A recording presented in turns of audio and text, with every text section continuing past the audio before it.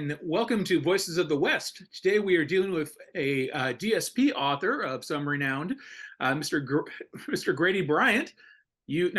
Grady, tell us a little bit about yourself. You didn't exactly start off just as a cowboy in all of this. No, I've tried so many things in life, but it seems like the cowboy version is about the best way to go. Well, you've done race cars, you've done attempting to be a lawyer for a while until you got sick of it, were in military, all kinds of things. Tell us a little bit about all of that. Well, I started out, you might say, in college. I wanted to fly jets, and my health wouldn't let me. So the next thing to it was driving race cars. So I tried that for a while, and I tried it for many years, by matter of fact, until I had several pretty bad crashes. You might have seen some on CBS, Wide World of Sports, that car that goes end over end. Well, that was me. I actually do recall that one. Yes, it was a bad one. I had several, so I thought it's time to quit. So I quit and went back to school. I got my law degree. I didn't like it, so I started racing cars again. And I got tired of living on the road, so I decided to write a book about the old time racing. And I did it, self-published it, and it is still selling, called Match Race Madness. And I guess it'll sell forever because so many people enjoy that old nostalgia stuff. And I told some true stories about how we lived back in those days. And that's what got me started writing. It's said to be a cult classic among racing novels. So yes. That's right. I've had a lot of people tell me they put it in their safety deposit box, so they don't want anybody to bother them. So and after I did that, I thought, this is kind of fun. So I wrote another book called Roswell One, about the Roswell incident in New Mexico, which I'm from New Mexico, Carlsbad, and I put a lot of stuff in there that people really don't understand, don't know, that we knew out in New Mexico. And it sold pretty good, and they optioned it for a movie, and they all fell through, and so forth and so on. So I still enjoyed writing books. So that's what got me started writing, you might say. Very good. And why the turn into Westerns? Well, I met Nick with the Dusty Saddles, and once you meet him, you're not going to ever let him go. And he talked me into writing Westerns. So I came up with some character called the Preacher and the Bounty Hunter.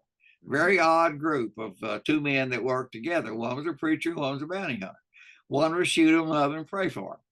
And it clicked pretty good. And we started selling a lot of books. And then from there, I just kept on into other things. I've written horror books. Haven't written any love books yet. I don't think I can do that. But I enjoy writing Westerns. They're not that complicated to write, and I'm not that smart, so maybe that's why I like them.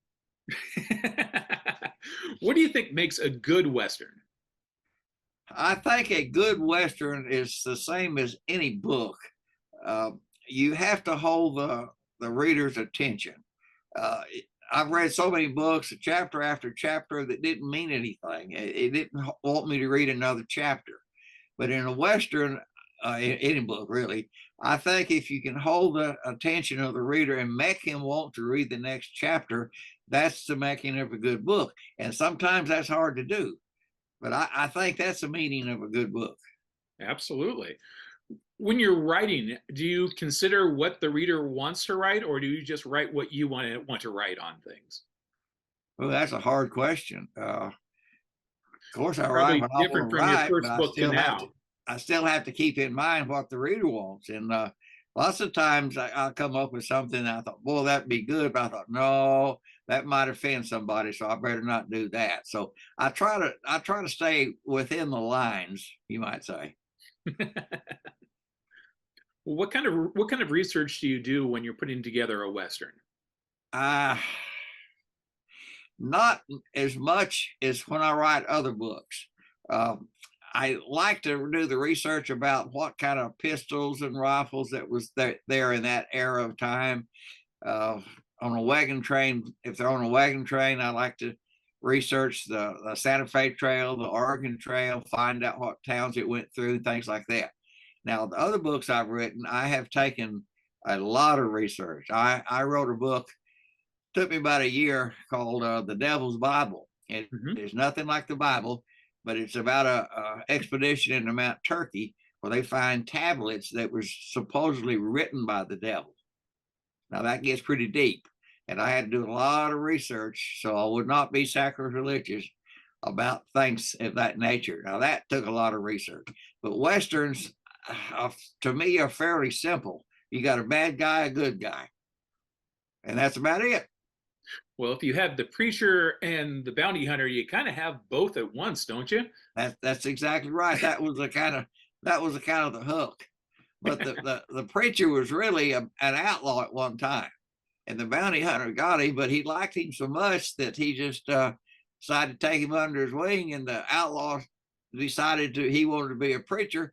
So I mean, it's a good story. You need to get into it. What are some misconceptions about westerns that you could clear up? I think when you shoot 15 times without reload is one thing.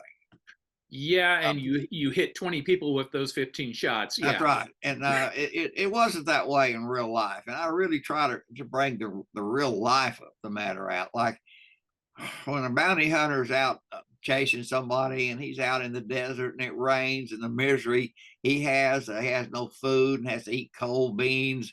That's not a glamorous job, but that's the way it was. And I think people would enjoy seeing the hardships that those people went through rather than just the Hollywood type events. And I try to bring that out as much as I can. Hmm. Realism definitely adds to any story, particularly if you're playing with westerns.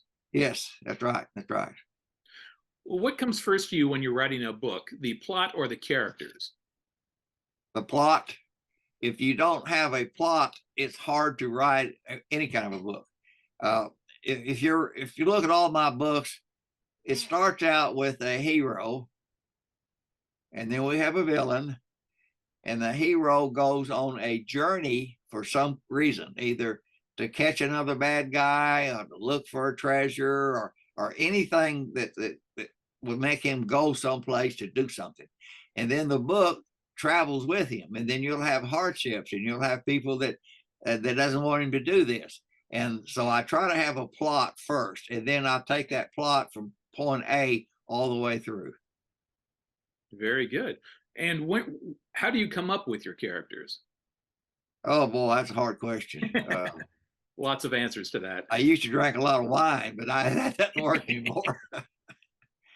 I can't answer that. My wife helps me quite a bit. She really does on character names, because a name means a lot, and particularly in a Western, because you can't have a modernistic name with a man that lived in 1870. It just doesn't sound right. So she Very helps good. me a lot. I get that a lot when doing covers of like I can immediately tell who an older artist is just by the name for what they're being able to use. You see what I mean? It means a lot. Yeah, absolutely. Um, what kind of Western have you always dreamed of writing? Well, Nick has asked me to write a Western that's going to take a long time to write.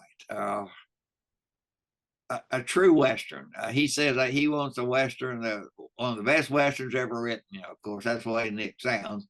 Of So course. I'm taking a wagon train family and the hardship that they go on getting on a wagon train, because it wasn't cheap, and the hardship they go all the way across the United States with their children, and how the children branch off and do other things, and leaves the family. And it's just a whole family type movie that takes maybe 30 or 40 years of time in the book. And I really believe that's what people want to see.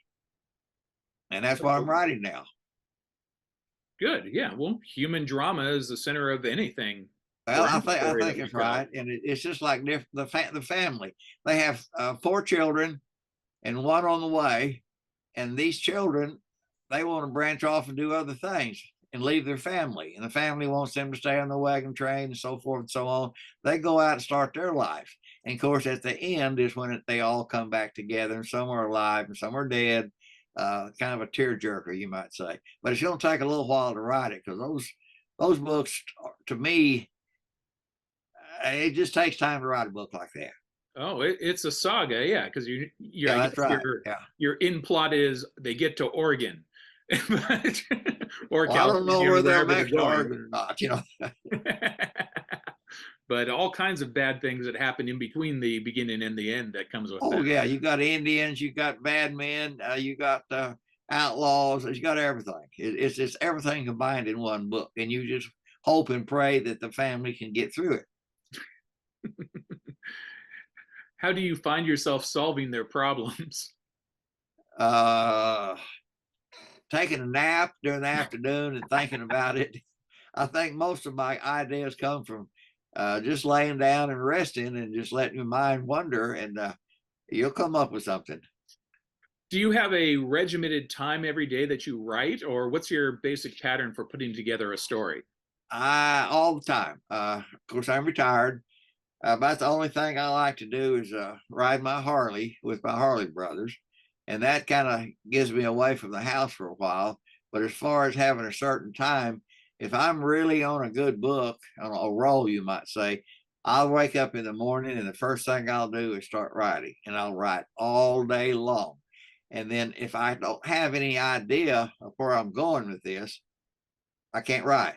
So that's when I have to lay down and think about what I'm going to do. Uh, a good writer, I think, has to know what he's going to do the next day to get up and start again. When you get up and don't have any idea where you're going, you're in trouble. What's the best way to overcome that kind of writer's block?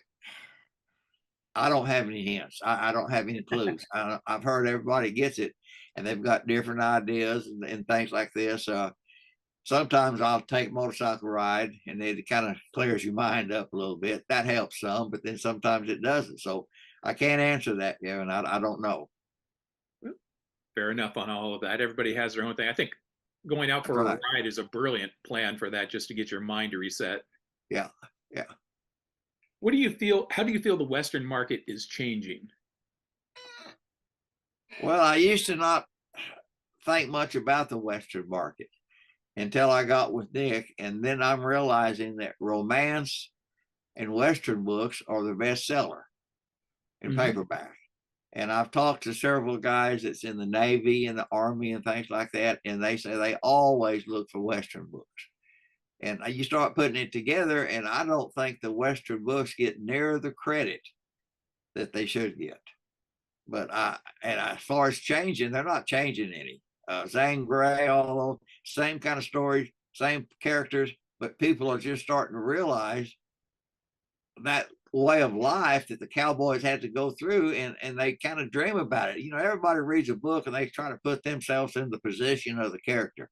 Well, everybody wants to be a cowboy, you know that. So that's the Western. I think is great. Absolutely. It's good escapism for just getting out of every day. That's exactly right. You start reading the crime books and all this, and it kind of mixes in with what's happening today. Western doesn't. It just frees your mind. It's kind of like going out in the prairie and watch this tumbleweeds roll and watch the dust blow, and the horses. You can feel the horses. You can feel the bullets coming by. That's a Western. Absolutely. And the more you actually can experience that through the writer, the better the Western as it goes there. If they can get the sense of how you're creating an illusion of how it smells, how it feels, That's everything like that exactly becomes right. Not completely not immersive. just the character, but the whole surrounding part of a Western, like you say, the atmosphere of what they're going through. And that's like this what I'm working on now. That's why it's so complicated to me to get the atmosphere of what the people on the wagon trains had to go through. It wasn't like the movies, Hmm. long way. And I think it's going to be a good book. I hope I can make Nick happy with it. He'll definitely love it and say, okay, when's the sequel done? Uh, he works me to death anyway. Very true on all of that. I had I got on the Mountain Man series, and he worked me to death on that. Then I got on the horror books, and that wasn't too bad. I wrote 3 horror books, but the Mountain Man and the Wolves, that was one of another one was not the bounty hunter and the preacher. This was about a mountain man that lived with the wolves as he was a child and grew up with the wolves. That turned out to be a very good book. It's selling great. Good. Excellent. But the book I like best of all is the biography that I wrote. It really tells a person, explains to them they can do anything they want to if they just try it hard enough. In fact, I got a copy of it right here. I'll show you. There we are. Yes. It's called My Game of Life. It tells all the things I've been through to get where I am now, and it really has motivated a lot of people. I'm proud of the book. Absolutely. And that's kind of the whatever you set your mind to, you can do kind of thing is kind of the heart of what a Western usually is, anyways. That's what gave me the idea of writing these westerns and the hardship these people go through. And I thought, dadgum, Grady, you've gone through some pretty rough times yourself. It wasn't back in the Western times, but it was pretty rough. Driving the race cars and things I've done. It was hard, but I wanted to do it. And so I did it. I set my mind to it. And like anybody can set their mind to something, if they try hard enough, they can make it. And I think this book will help them do that. Excellent. What's the best advice that anyone's given to you about writing? I've had all kind of people tell me, don't do it. Turn and run. I think it should be done as a pleasure and as an enjoyment and a relaxation. Because if you think you're going to make a lot of money at it, it's far and few between. Now there's been a few that's really hit it big, but you should not go at it that way. Go at it because you enjoy it. Go at it because you're telling somebody something that they might enjoy. And enjoy it yourself. I think that's the best way to do it. If you don't enjoy it, it's not going to come out good at all. Very true. Few things do if you don't enjoy it. That's right. That's right. Including life, I guess you got to say on that. Same thing.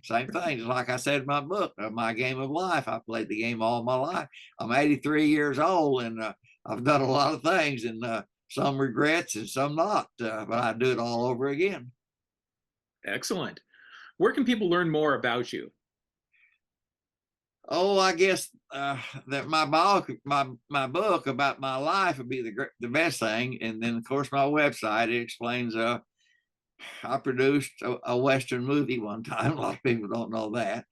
I made the movie, and it explains all the stuff that I've done in my life, and they think, "Dadgum, that old man's done a lot," But I think that's the best way. Go to my website, GradyBryant.net. GradyBryant.net. Okay, perfect. Good things to know there. Tell me more about your Western movie. I'm intrigued. Oh, me, Kevin. It's a terrible movie. I'll tell you that right up front. It started out when I wrote that book, Roswell 1, and it got optioned for a movie. And they sent all kind of writers down to meet me, and we went to Santa Fe for locations, and they kept going back to Santa Fe, and they kept changing everything up, and it was a Hollywood mess. And I asked this one man from Hollywood, I said, "Why do you keep changing everything, and why do you keep sending more people down here?" And he said, "Well, Grady, if I didn't justify this, I wouldn't have a job." And I thought, that's the silliest thing I ever heard of. But that's the way they operate. So anyway, the movie didn't go through. And I decided, it doesn't take a rocket scientist to make a movie. So I wrote a little script, and I hired a director because I didn't know anything about it. And we just went together, and I contacted all my race car drivers, and they're all hams anyway. And I said, "Would you like to make a movie?" "Oh yeah, when can, where, and all this." So I picked out a time when they were free, and we went to Santa Fe, and we shot the movie called The Legend of Booger Red. It was just a Western. And like I say, it was a bad Western, but we did it, and I got it done. And I can say I made a movie. Now it sold pretty good in Yugoslavia, those foreign countries. I love Western. And it's kind of a cult deal too, but it's called The Legend of Booger Red. I'm definitely going to have to hunt this one down now, because you'll have to hunt hard, I tell you. Sounds like a fun movie. It was. We had a lot of fun. Shot it in the wintertime up in the canyons up around Amarillo. I said Santa Fe, I meant Amarillo. And it was wintertime, and it was cold. And believe me, it's the hardest thing in the world to be out there with the Indians, and they don't have much clothes on, and you can see the sleet and the snow come down, and you got to act like you're warm. That's rough. You feel bad for everybody at that point. Yeah, it was. We had a lot of ad libbing, you know. We had fun doing it. I can say I had fun, but I don't think I'd ever do another one. It's just too hard of work. It is painfully long hours before, after, and during. That's right. That's right. But it's a good experience. Most people, most people have a idea for a story. Few people ever get a novel or a screenplay, even less get a movie made. So, well, you just got to do it. Like I keep saying, if you want to do something, do it. Don't let anything hold you back. You can do it. If you just put your nose to the grindstone and get it done. That's like writing these books. Sometimes I write a book and I am just stuck. I'm stuck in the mud. I don't know where to go. I don't know what to do. I don't know what's going to happen. And I just keep thinking and thinking and thinking. And pretty soon the light comes through and there it is. And I can finish the book. So don't just say, I can't do it. You can do it. Absolutely. Yeah. Applies to everything from movies to life on that. So that's exactly right. I've got up from race car. I've got to come out of crashes of race cars where I couldn't even walk straight. And I said, where's another one? Let's go again. That's like when a horse throws you, you got to get back on the horse. You can't sit and think about it. Yeah. Yeah. If you stop and think about it too long, you're never going to do anything. That's exactly right. I can tell you some good stories about that too, but I won't go into that. And you're still alive to talk about it. So that's good. Yeah. I am pretty lucky. You might say I've saved the devil a few times. I didn't like him. Okay. Well, Grady, thank you very much for joining us today. I appreciate the opportunity to interview you on all of this. Well, I hope I did all right. And where can I see this if I want to see it again? Oh, we'll be up on YouTube here in a day or two and be out there so everybody can watch it. So let me know so I can send it to some of my friends. Okay. Most definitely. Share it far and wide to everyone you know. I'll do it. And I really appreciate it, sir. And hope I didn't embarrass you. Not at all. Definitely very fun. Okay. Thank you very much. Oh, thank you, Grady.